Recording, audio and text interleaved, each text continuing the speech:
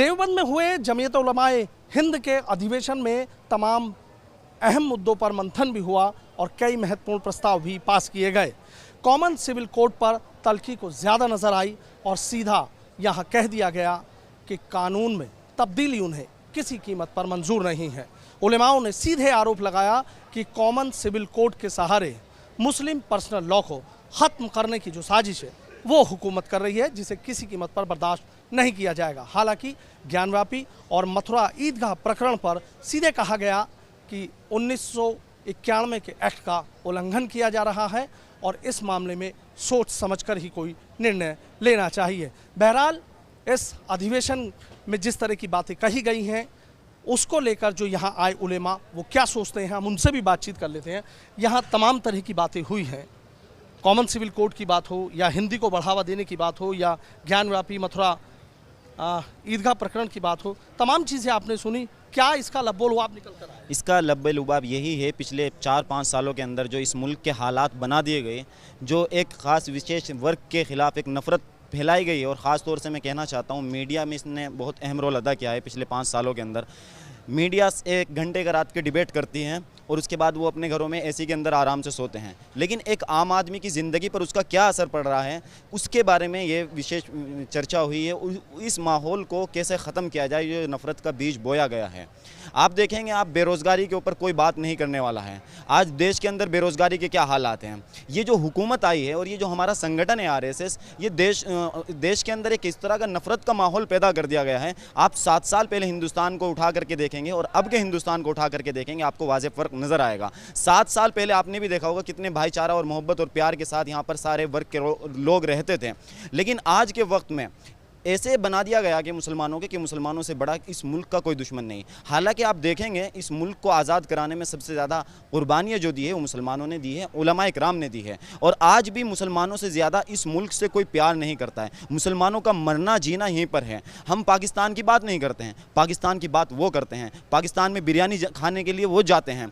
Pakistan debate हमारे यहाँ पाकिस्तान के ऊपर क्यों होती है, हमारे हिंदुस्तान के हालात के ऊपर क्यों नहीं होती, महंगाई के ऊपर क्यों नहीं होती? आपने देखा होगा नींबू के रेट कहाँ पर चले गए थे, उसके बारे में क्यों नहीं होती? जो मुद्दे हैं उनसे भटकाने के लिए इन सब विशेष वर्ग को टारगेट किया जा रहा है और आए दिन हमारी मस्जिदों के ऊपर हमला किया जा रहा है। हमारे हिजाब के जो हमारे अपने मामले हैं उनके अंदर जिस तरीके की कोशिश की जा रही है, यही यहाँ पर डिस्कशन हुआ है कि किस तरीके से इस भावना की भी बात हुई है कि हिंदू मुस्लिम साथ मिलकर चलेंगे, ऐसा माहौल हम मिलकर, यही माहौल हिंदुस्तान का था और यही हिंदुस्तान की पहचान है। लेकिन जब से ये हुकूमत सत्ता के अंदर आई है तो आप देखेंगे इन्होंने सिर्फ सत्ता हासिल करने के लिए जो कम्युनिटी आपस में सबसे ज़्यादा भाईचारे के साथ रहती थी उसको लड़ाने का काम किया है, और वो हम नहीं होने देंगे, किसी भी हालत में नहीं होने देंगे। इनकी बात आपने सुनी, आपको क्या लगता है? तमाम और चीज़ें भी रही थी, चाहे कॉमन सिविल कोड की बात हो या किसी और अन्य उसकी बात हो। हम कुछ नहीं कहेंगे, बस ये कहेंगे कि आपस में भाईचारगी, प्यार मोहब्बत रहना चाहिए। यही हिंदुस्तान की तारीख रही है, ये हिंदुस्तान चाहता है। हमें प्यार मोहब्बत चाहिए, आपस में हिंदू मुस्लिम एक साथ रहना चाहिए। अच्छा, जैसे कहा गया कि सद्भावना संसद करने जा रहे हैं, 1000 सद्भावना संसद होंगी कि हिंदू मुस्लिमों के दिलों में जो गहराइयाँ बनाने का काम किया जा रहा है, जो नफरत फैलाने का काम किया जा रहा है, जो आरोप लगाए जा रहे हैं, उसको कैसे मिटाएंगे? अपने प्यार से मिटाएंगे, प्यार फैलाएंगे, प्यार मोहब्बत की बातें करेंगे। हमारा बस मैसेज यही है कि आपस में प्यार फैले, प्यार मोहब्बत की बातें हों, ना इत्तेफाक ना हो, हिंदू मुस्लिम एक हों, बस हिंदू मुस्लिम एक हो। बहुत अच्छी बात कही है। आपसे भी ये नहीं, इसी मसले पे ही बात करूँगा, कोई ऐसा सवाल आपसे नहीं लूँगा। ये देखिए कि तमाम यहाँ पर जो चीज़ें कही हैं, एक सबसे बढ़िया बात कही कि मुस्लिम सड़कों पर ना उतरें, समझदारी से काम लें, प्यार और मोहब्बत से मुकाबला करें। हम लोग यही चाहते हैं कि इसके अंदर अल्लाह तबारक व तआला हर इंसान को, दलित हो या मुस्लिम हो या हिंदू हो, सब आपस में भाईचारा के साथ इसके अंदर, इंडिया के अंदर रहे। यही हम चाहते हैं और ये हमारा जो इजलास है यही मैसेज देते हैं कि सबके साथ जो है भाईचारे के साथ रहने की एक मैसेज। बस मौलाना मदनी साहब एक बात कह के गए हैं, यदि मुल्क के लिए जान भी चली जाएगी तो हम मुसलमानों के लिए सौभाग्य की बात होगी। जी, हम बिल्कुल एकदम, मुसलमानों ने कुर्बानी कितनी दी। आज आज़ादी के ये उठा लीजिए आप, मुसलमानों की तो कुर्बानियाँ, जो फांसी में लटके हैं कौन है? आलिम उलमा लटके हैं। तो हम तो हमेशा देते रहे और अभी भी देंगे। हम ये चाहेंगे सब भाईचारा के साथ रहे, हिंदू मुसलमान सब हमारे भाई भाई।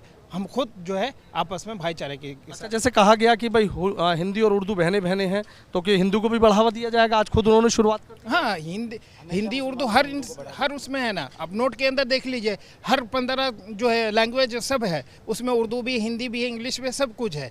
और हमें भी यही चाहिए कि सब जो है भाषा हमको सीख कर जो उस पर चलाने के। यहाँ बात सद्भावना की हुई है, लेकिन तमाम आपने नेताओं को देखा है वो इस तरह की बातें करते हैं कि जहर घोलने का काम करते किसके नेता इस तरह की बातें करते हैं? आप धर्म संसद किसके खिलाफ होती है? आज तक उनके ऊपर कोई कार्रवाई होती है? मुसलमानों की औरतों के साथ रेप करने की खुलेआम कौन बात करता है? मुसलमान करता है। अगर मुसलमान अपने हक की बात करता है वो जेलों के अंदर होता है, उसके अंदर यूएपीए के तहत कार्रवाई होती है। क्या मुसलमान इस देश का शहरी नहीं है? क्या मुसलमानों ने इसके लिए कुर्बानी नहीं दी है? मुसलमानों को आज शक की नज़र से क्यों देखा जा रहा है? आप नफ़रत की बात करते हो, नफ़रत की बात एक मुसलमान की तरफ से मुझे बताइएगा कौन कर रहा है? कौन मुसलमान नफ़रत की बात कर रहा है? कौन मुसलमान नेता या मुसलमान उलमा कौन नफ़रत की बात कर रहा है? जितनी नफ़रत की बातें हो रही है, मुसलमान तो सब्र का मुजाहिरा कर रहा है और 7 सालों से मुसलमान बर्दाश्त कर रहा है, लेकिन ये बर्दाश्त की भी एक हद होती है। आज मुसलमानों के घरों पे आप देखिएगा, अभी रमज़ान के अंदर जिस तरीके से एक माहौल बनाया गया है, हमला भी मुसलमानों पे होता है, लोग भी उनके मारे जाते हैं और जेलों के अंदर भी उन्हीं को डाला जा रहा है। इससे ज़्यादा सब्र की बात क्या होगी? और अब हमारे घरों को भी उससे उन्होंने कहा कि जी बोलिए, हमारे घरों पर बुलडोज़र चलाया जा रहा है, मतलब हमला भी हमारे पे होगा, मारे भी जाएंगे और हमारे घरों को भी ख़त्म किया जाएगा। कौन सा कानून कहता है? देश ये संविधान से चल रहा है या योगी जी और मोदी जी अपनी मर्ज़ी के मुताबिक इसको आरएसएस के टेक्नोलॉजी के हिसाब से चलाना चाहते हैं? अच्छा, जैसे जमीयत उलमा हिंद के इस अधिवेशन में एक बात की गई है, सारी चीज़ें भुला दीजिए, नफ़रत से काम नहीं लेना, प्यार और मोहब्बत से काम। मुसलमान हमेशा नफ़रत से काम कभी नहीं लिया है, हमेशा प्यार और मोहब्बत से ही काम लेता आ रहा है और अभी भी ले रहा है। लगता है चीज़ें बदलेंगी? चीज़ें उम्मीद है बदलेगी। सरकार को भी आखिरकार इस चीज़ पे सोचना चाहिए, अपनी कारकर्दगी पे नज़र रखनी चाहिए, जो मुद्दे हैं उन पर बात करनी चाहिए, काम करना चाहिए। आज हमारा देश कहाँ जा चुका है? पूरी दुनिया के अंदर हमारी जग हसाई के सबब बने हमारे प्रधानमंत्री जी। आज जो सोने की चिड़िया कहलाई जाती थी, आज देख लीजिएगा महंगाई। आज हमारे देश की कोई दूसरे मुल्कों के अंदर कोई इज्जत ही नहीं है। फ़ॉरेन पॉलिसीज़ बदल दी है। फ्रांस के अंदर अगर हमारे नबी, जो सबसे ज़्यादा हमारा दिली ताल्लुक़ उनसे होता है, अगर उनकी शान में कोई गुस्ताखी होती है, हमारा दिल दुखता है, हमारा दिल दुखता है और उसके बारे में हम आवाज़ नहीं उठा सकते हैं। एक मुल्क के अंदर हमारे नबी के खिलाफ गुस्ताखी होती है और हमारे प्रधानमंत्री उनके सपोर्ट में जाके बैठ जाते हैं। हम मुजाहिरा करते हैं तो हमारे पे यूएपीए के तहत कार्रवाई होती है। आप किसी भी मुद्दे को उठाकर देख लीजिए, सुल्लिए बुल्लिए के ज़रिए मुसलमान औरतों को टारगेट किया जाता है। मुसलमान औरतें इस मुल्क की माएँ बहनें नहीं हैं। अगर किसी और आज मुसलमान, आप देख लीजिएगा कर्नाटक के अंदर आए दिन नए नए मामलों को उठा करके सिर्फ इसी चीज़ के अंदर हिंदुओं को उलझाना चाहते हैं। मेरी जो 80% हमारे भाई हैं उनसे भी यही रिक्वेस्ट है, आप होश के नाखून लीजिए, अपनी आंखों को खोलिएगा। ये हम आपके भी दोस्त नहीं है, ये किसी के दोस्त नहीं है। ये जो हैं हमेशा इन्होंने सियासत की है लाशों के ऊपर। आप पुलवामा देख लीजिएगा, पुलवामा की आज तक जांच नहीं हुई है। पुलवामा किसने कराया था? पुलवामा की कोई खबर मिली है? बताइएगा। बातें बहुत है करने की, बात निकलेगी तो बहुत दूर तक जाएगी। बहुत हैं और बात जब निकलेगी तो दूर तलक जाएगी। यहाँ तमाम आपने जो उलेमा आए थे उनके बातें भी सुनी हैं, उनके दिल का दर्द भी सुना है, लेकिन जिस तरह की बातें यहाँ पर कही गई हैं कि सद्भावना हमको बनानी है और जो सद्भावना संसद 1000 की जाएंगी, उसी के रास्ते कहीं ना कहीं हिंदू मुस्लिम एकता को और ज़्यादा मजबूत करने का काम किया जाएगा। और तमाम उलेमा कह रहे हैं कि उन्हें उम्मीद है कि जब ऐसी बातें होंगी तो हवा फिर ज़रूर बदलेगी। वीडियो जर्नलिस्ट सत्येंद्र सिंह के साथ सनुज शर्मा, एबीपी गंगा, देवबंद।